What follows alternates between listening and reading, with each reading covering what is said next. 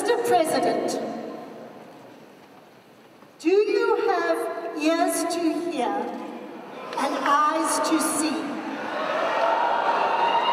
When you drive past in those cavalcades which have multiplied because you have become so paranoid, do you see those people pulling a wooden wagon behind them and scraping dustbins to eke out a living? Do you hear them? Do you see them?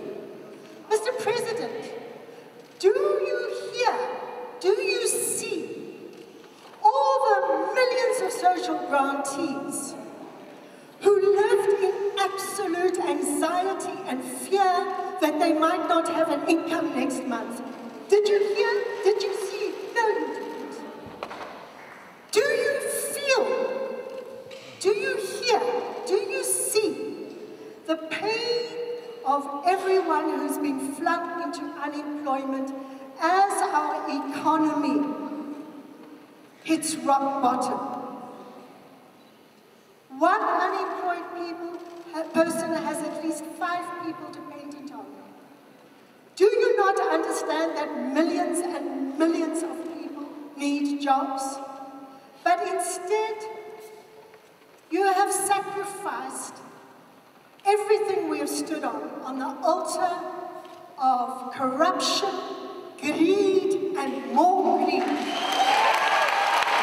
If you had eyes to hear, ears to hear, and eyes to see, you would have not appointed 4 finance ministers in less than 3 years.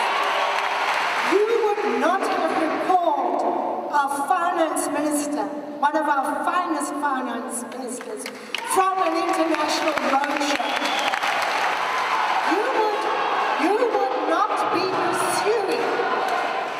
You would not be pursuing a nuclear deal that will be the destruction of all of us. And you would have fired Face Mutambi and Batabile Dlamini. And finally, Mr. President, if you had ears to hear and eyes to see, you would step down